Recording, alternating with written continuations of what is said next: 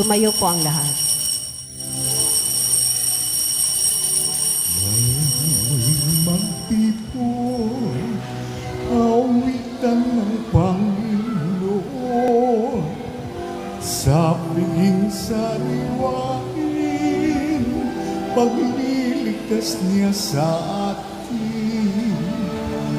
Bayan natin alalahanin, panahong tayo'y inalipin, ng ngalan niya'y ating sambitin, paanong di tayo lingapin.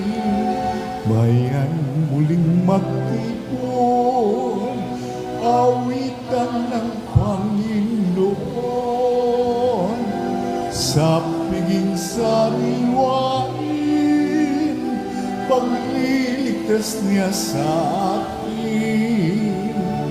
Sa piging sariwain, pagliligtas niya sa atin.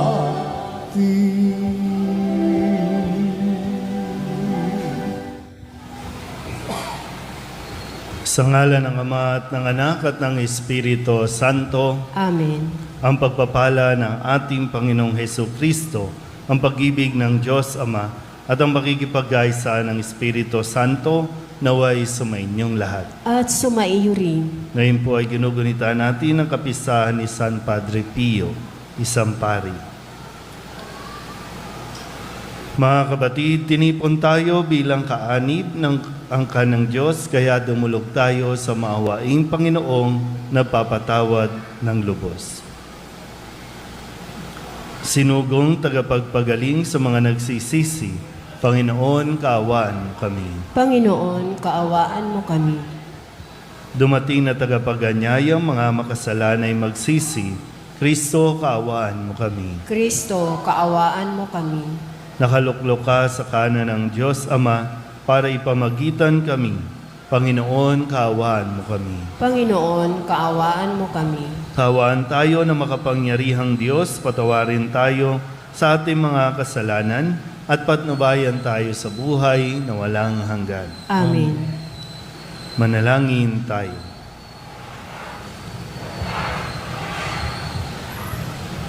Ama naming makapangyarihan, Ikaw ang liwanag para sa mga nananalig at tagapangasiwa ng mga nabubuhay sa lupa at sa langit.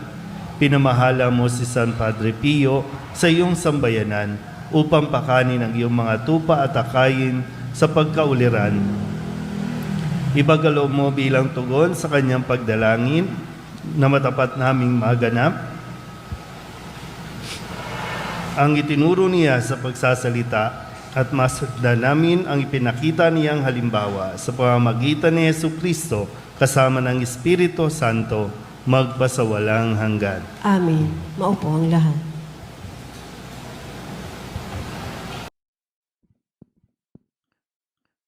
Ang simula ng aklat ni Esdras. Noong unang taon ng pamamahala ni Haring Ciro ng Persya, nilukuban siya ng Espiritu ng Panginoon. Nangyari ito upang matupad ang kanyang salita sa pamagitan ni Propeta Jeremias. Kaya si Haring Ciro ay sumulat ng ganito. Niloob na Panginoon ng Diyos ng kalangitan na masakop ko ang lahat ng bansa sa daigdig. At sinabi niya sa akin, ipagtayo ko siya ng isang templo sa Jerusalem, Huda.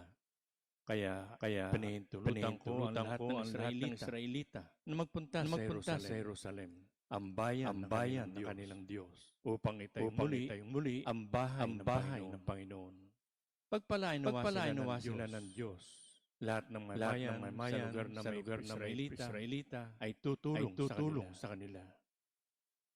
Bigyan sila ng mga pilak, ginto at ibang pangkailangan, tulad ng mga hayop at mamahaling kasangkapan, bukod sa kusang handog para sa templo ng Panginoon.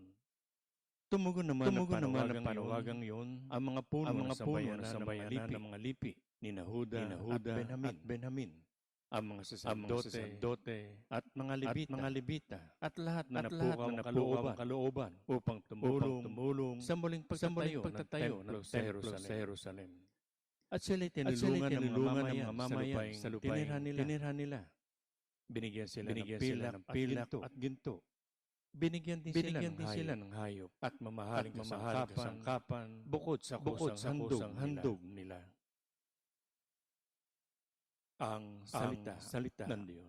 Salamat sa Diyos. Ang tugon po sa bawat sakmo ng salmo. Gawa ng Diyos ay dakila, kaya tayo'y natutuwa. Ulitin po natin. Gawa ng Diyos ay dakila, kaya tayo'y natutuwa. Nang lingapin tayo ng Diyos at sa Siyon ay ibalik ang nangyaring kasaysay, parang isang panaginip. Lahat tayo'y natuwa, masasayang nagsiawit. Gawa ng Diyos ay dakila, kaya tayo'y natutuwa. Ang sabi ng mga bansang nagmamasid sa paligid. Ang ginawa ng Diyos nila ay dakila anurikit. Dakila ngang masasabi, pambihira ang ginawa. Kaya naman kami ngayon, kagalakay di kawasa. Gawa ng Diyos ay dakila, kaya tayo'y natutuwa. Kung paano inuulan niya ang mga tuyong batis. Sa sariling bayan namin, kami poon ay ibalik. Silang mga nagbubukit na nagtatanim na may luha. Bayaan mo na mag-aning masasayat natutuwa. Gawa ng Diyos ay dakila, kaya tayo'y natutuwa. Yaong mga nagsihayong dalay nananangis ay aawit na may galak aning pagbalik. Gawa ng Diyos ay dakila, kaya tayo'y natutuwa. Tumayo po ang lahat.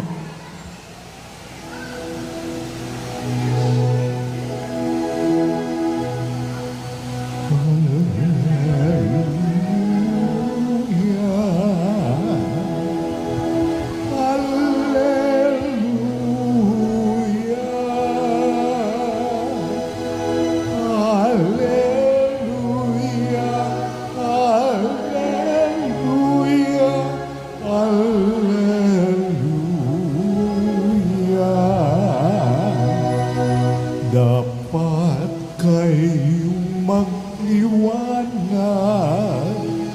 ng kabutiha'y mahayag at Diyos ang siyang matanyag. Alleluia,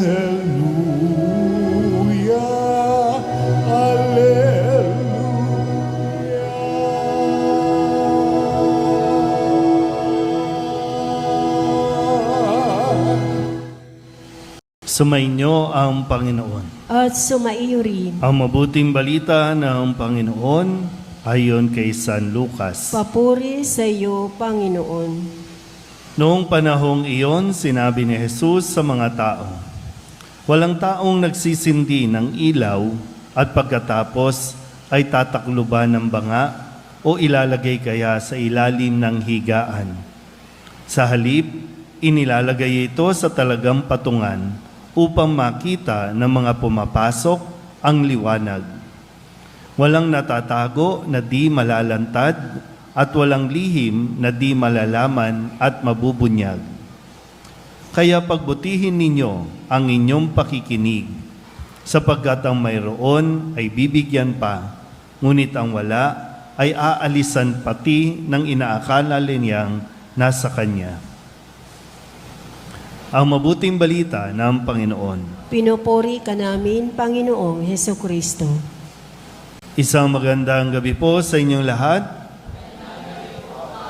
Ngayon po ay Lunes ng ika-25 linggo sa karaniwang panahon at sa araw na ito ay pinaalalahanan tayo ni Kristo sa pamamagitan ng paggamit o pagsasalarawan ng ilawan o ilaw. At ang sinasabi nga na walang nagsisindi ng ilaw at pagkatapos ay tatakluban o kaya naman itatago o ilalagay sa ilalim ng higaan kasi ang purpose ng ilaw ay magbigay ng liwanag para tumanglaw, para magkaroon ng no, may makita ang mga tao, lalong-lalo na no, kung ang mga tao ay nasa kadiliman, ang kailangan ay liwanag. Narinig na nating sinabi na si Kristo ang ilaw, siya ang liwanag, at ang kanyang mga salita ang ibinibigay sa atin, kung kaya tayo rin ay nagsisilbing ilaw o liwanag sa mga taong ating nakakasalamuha. So, kung tayong nakakapakinig sa salita ng Diyos, ang paanyaya at panawagan sa atin o hamon ay magsilbing ilaw o liwanag. Ulitin ko po, no? Kung tayo ay mga ilaw, kailangan nating pairalin kung ano ang ating pong purpose, magbigay ng ilaw. Kapag may ilaw, ito yung nagiging gabay ng mga tao kung saan direksyon siya pupunta. So yung ating pakikinig, palagi ang pagdalo sa misa, nagpapaalala ng ating misyon na maging ilaw o tanglaw sa ating pamilya, sa simbahan, sa labas, o maging sa ating pong lipunan. At tandaan natin, kailangan lang natin talaga ng tama o saktong liwanag. Marami kasi na ang mga tao may malaman lang na kaunting bagay, pakiramdam niya, alam niya na lahat at siya ang makakasagot sa mga problema ng mga tao. Kapag walang ilaw o konti ang ilaw at hindi natin ginagamit ito, mawawala sa direksyon ang mga tao. Maaring may maligaw dahil sa atin. Kung sobra-sobrang ilaw naman, sobra-sobrang liwanag, nakakasilaw yan, nakakabulag din yan, at lalong-lalo din na magkakagulo ang tao. Hindi malalaman kung saang direksyon. So, kawalan ng liwanag o sobrang liwanag, patungo ito sa kapahamakan. Kaya kailangan natin malaman, masuri, sapat ba o kaya naman nasa tama ba ang pagiging liwanag natin? Naintindihan po ba yun? Ibig sabihin, pag may alam ka, halimbawa, may alam ka, kapag ipinaggigiitan mo yung alam mo, dapat sundin at yun dapat ang masusunod, sobrang liwanag ang pakiramdam mo niyan. Yung bang alam mo na kung ano talaga ang dapat na gawin. Kaya di ba pag yung mga self-righteous sa tinatawag natin, o kaya maya't maya may maninita kasi mali yan, ito dapat, baka tayo mismo nabubulagan ng inaakala nating liwanag na dala-dala natin. Kaya lagi natin itong susuriin, no, kung ito ba ay sakto pa, kung ito ba ay ayon pa rin sa mga salita na binitawan ni Jesus na dapat nating sabihin, na dapat nating isabuhay. So, suriin natin, no? Kung paano ba tayo nakikipag-usap, paano ba tayo nakikisalamuha, paano tayo nakikipamuhay. Noon naman natin yan malalaman kung sobra o kulang tayo sa liwanag. Amen?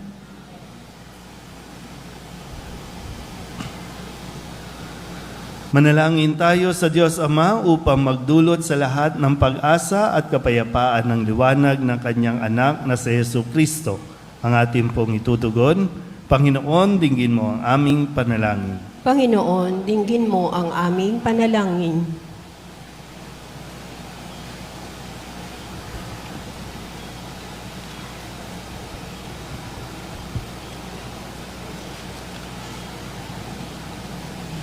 Ang bayan ng Diyos, naway maging isang tulad ng dakilang ilaw na nagliliwanag sa kadiliman sa pamamagitan ng kanilang pagtatatag ng isang higit na mabuting daigdig.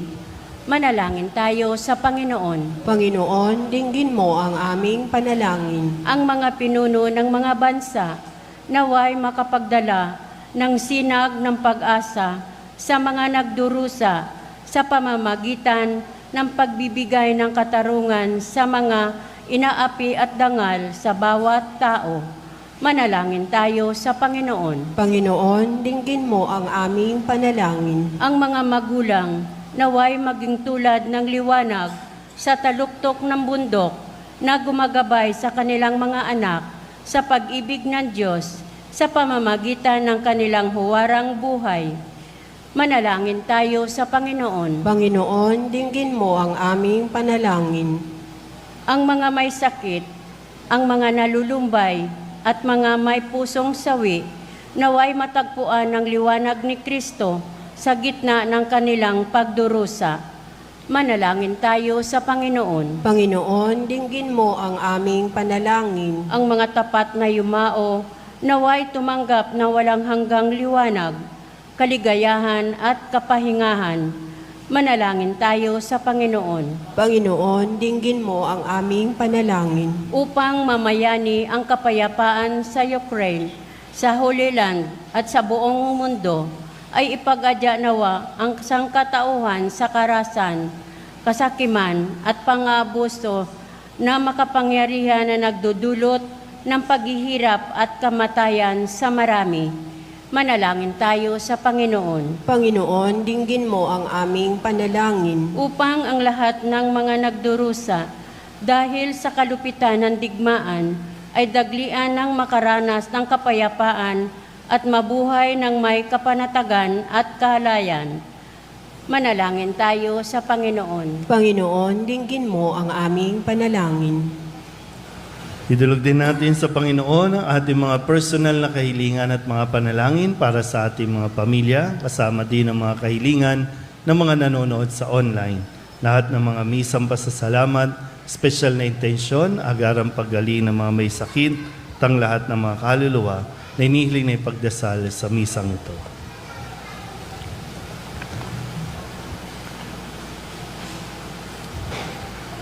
Ang lahat ng ito hinihiling namin sa ngalan ni Kristong aming Panginoon. Amen.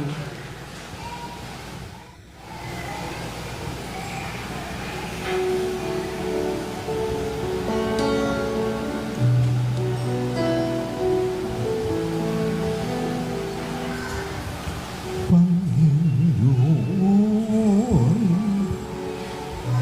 aming alay, itong anak at tinapay sa altar mo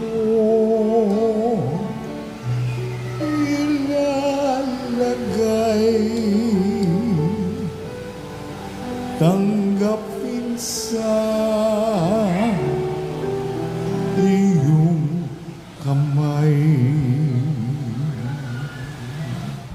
Manalangin kayo mga kapatid upang paghahain natin ang kalugdan ng Diyos sa mga makapangyarihan. Tanggapin nawa ng Panginoon itong paghahain sa iyong mga kamay, sa kapurihan niya at karangalan sa ating kapakinabangan at sa buong sambayanan niyang banal.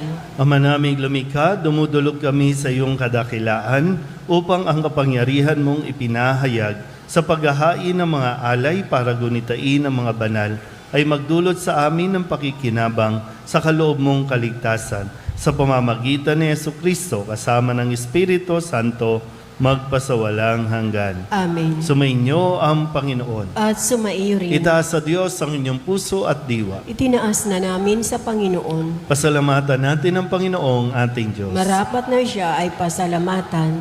Ama naming makapangyarihan, tunay nga marapat na ikaw ay aming pasalamatan sa pamamagitan ni Jesucristo na aming Panginoon. Ngayong si San Padre Pio ay pinararangalan sa pamumuhay niyang totoong uliran at pagiging maaasahan sa panunungkulan, kaya't si Jesucristo na maaasahan sa katapatan ay inihahayag sa pangangasiwa sa sambayanan. Ang malasakit ng mga ulirang tagapangasiwa noon ay napapatuloy magpahanggang ngayon sa mga panalangin kanilang iniuukol, kaysa ng sambayanan mong dito'y nagtitipon. Kaya kaysa ng mga anghel na nagsisiawin ng papuri sa iyo, nang walang humpay sa kalangitan, kami nagbubunyi sa iyong kadakilaan. Santo, Santo, Santo, Diyos makapangyarihan, puspos ng walhati ang langit at lupa. Hosana, Hosana, sa kaitaasan, pinagpalang narito sa ngalan ng Panginoon. Hosana, Hosana, sa kaitaasan. Hosana, Hosana, sa kaitaasan.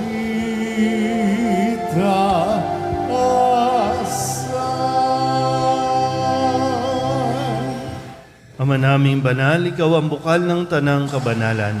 Kaya sa pamamagitan ng iyong Espiritu, gawin mong banal ang mga kaloob na ito upang para sa aming maging katawan at dugo ng aming Panginoong Heso Kristo.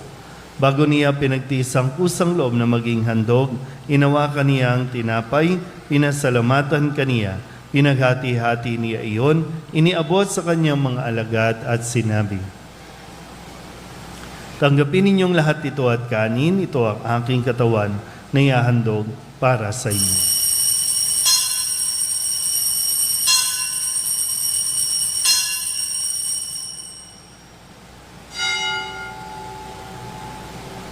Gayun din naman nung matapos ang hapunan, hinawakan niya ang kalis, muli kaniyang pinasalamatan. Iniabot niya ang kalis sa kanyang mga alagad at sinabi, "Tanggapin ninyong lahat ito at inumin. Ito ang kalis ng aking dugo ng bago at walang hanggang tipan.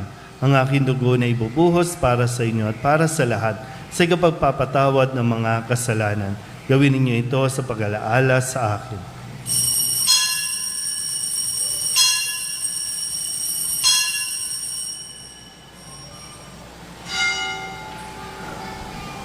Ipagbunyihin natin ang misteryo ng pananampalataya. Si Kristo'y namatay, si Kristo'y nabuhay, si Kristo'y babalik sa wakas ng panahon. Ama, ginagawa namin ngayon ang pag-alaala sa pagkamatay at muling pagkabuhay ng iyong anak. Kaya tiniaalay namin sa iyo ang tinapay na nagbibigay buhay at ang kalis na nagkakaloom ng kaligtasan. Kami napapasalamat dahil kami iyong minarapat na tumayo sa harap mo para maglingkod sa iyo. Isinasamo namin kami magsasalo-salo sa katawan at dugo ni Kristo ay mabuklod sa pagkakaisa sa pamamagitan ng Espiritu Santo. Ama, lingapin mo ang iyong simbahang laganap sa buong daigdig. Puspusin mo kami sa pag-ibig kay San Francisco na aming Papa at ni Jose na aming Obispo at ng Tanang Kaparian. Alalahanin mo sina Gian at Mariano na tinawag mo mula sa daigdig na ito. Nung sila'y binyagan, sila'y nakaisa ni Kristo sa pagkamatay. Ngayong sila'y pumanaw, naway makaisa sila ni Kristo sa pagkabuhay. Alalahanin mo rin ang mga kapatid naming nahimlay na may pag-asang sila'y muling mabubuhay, gayon din ang lahat ng mga pumanaw. Hawaan mo sila at patuloyin sa iyong kaliwanagan. Hawaan mo at pagintapating kaming lahat na makasalo sa iyong buhay na walang wakas. Kaysa ng mahal na Birhen Maria na ina ng Diyos, ng kabiyak ng puso niyang sa San Jose. Kaysa ng mga apostol at ng lahat ng mga banal na namuhay dito sa daigdig ng kalugod-lugod sa iyo, may pagdiwang nawa namin ang papupuri sa ikararangal mo sa pamamagitan ng iyong anak na aming Panginoong Heso Kristo. Sa pamamagitan ni Kristo, kasama niya at sa Kanya, ang lahat ng parangal at papuri ay sa iyo, Diyos amang makapangyarihan, kasama ng Espiritu Santo, magpasawalang hanggan. Amen.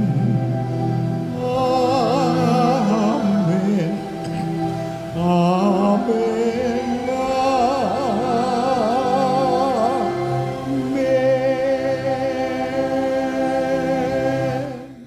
Sa tagubilin naman nakagagaling na utos at turo ni Jesus sa Panginoon natin at Diyos, ipahayag natin ng lakas loob.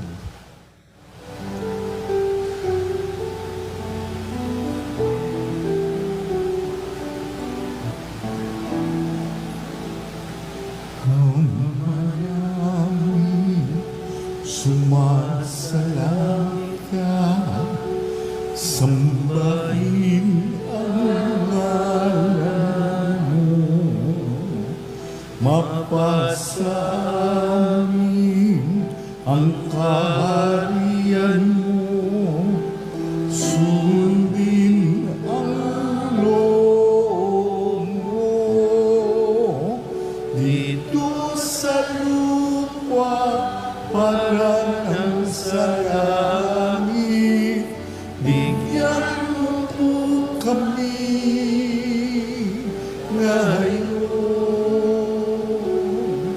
ng aming kakain sa araw-araw at patawarin mo kami sa aming mga sala para lang pagpapatawad namin sa nagkakasala sa amin, at huwag mo kaming ipahintulot sa tukso, at iyan mo kami sa lahat ng masama. Hinihiling namin kami iadya sa lahat ng masama, pagkalooban ng kapayapaan araw-araw, iligtas sa kasalanan at ilayo sa lahat ng kapahamakan, samantalang aming pinananabikan ang dakilang araw ng pagpapahayag ng tagapagligtas naming si Jesucristo. Sapagkat iyo ang kaharian at ang kapangyarihan at ang kapurihan magpakailanman. Amen. Panginoong Jesucristo, sinabi mo sa iyong mga apostol, kapayapaan ang iniiwan ko sa inyo, ang aking kapayapaan ang binibigay ko sa inyo. Tunghayan mo ang aming pananampalataya at huwag ang aming mga pagkakasala. Pagkalooban mo kami ng kapayapaan at pagkakaisa ayon sa iyong kalooban, kasama ng Espiritu Santo, magpasawalang hanggan. Amen. Ang kapayapaan ng Panginoon ay laging sumainyo. At sumaiyo rin. Magbigayan po tayo ng kapayapaan sa isa't isa.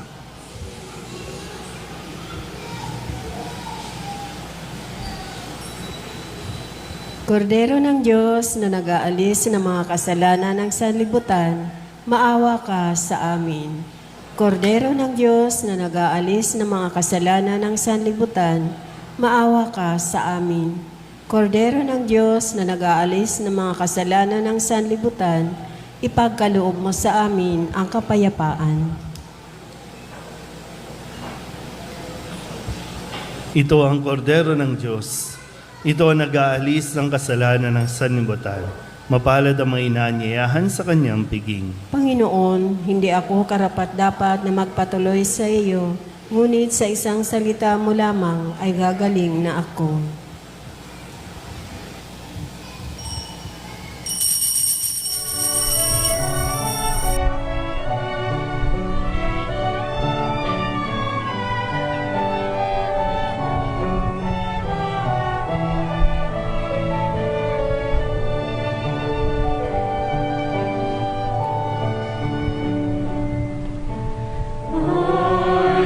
Listen to the Lord, will listen to the voice of His people, serve them with all my heart. I will listen to His words and call upon the Lord for His people to live in faith and truth and in love.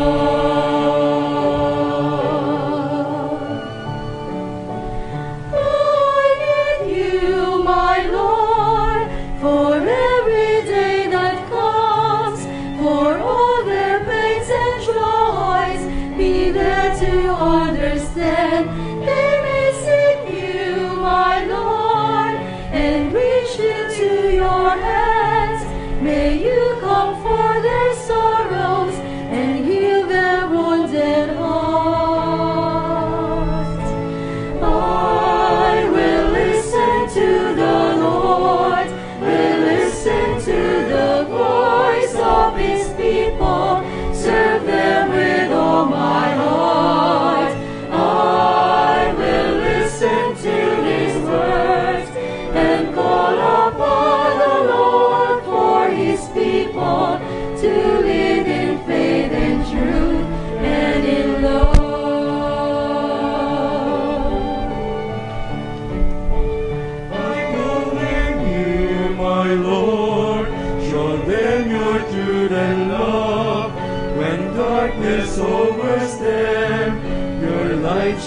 heights from above. I will be there, my Lord, to lead at your command. Together at one table, eat them the bread of love. I will listen to the Lord, will listen to the voice of his people, serve them with all my heart. I will listen to his words and call upon the Lord for his people to live in faith and truth and in love. There are those who seek the lost and suffering, bind their wounds and bring them to your care. Oh Lord, I know that you're with them, embracing once again. Your love is all I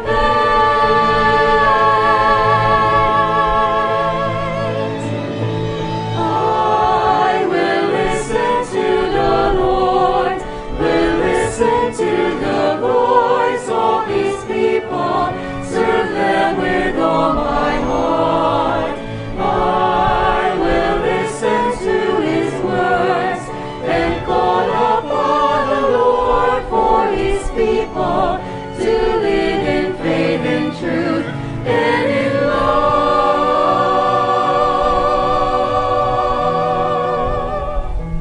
I will listen to the Lord and call upon the Lord for his people to live in faith and truth and in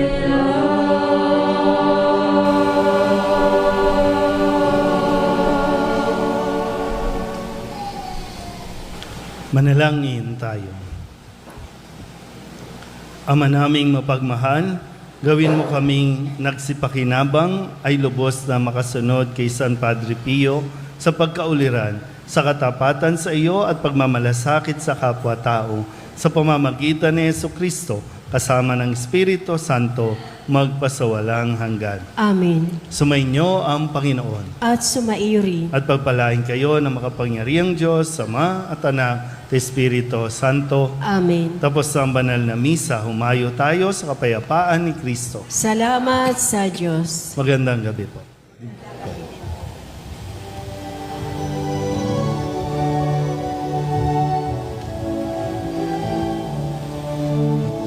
Walang sinuman ang nabubuhay para sa sarili lamang.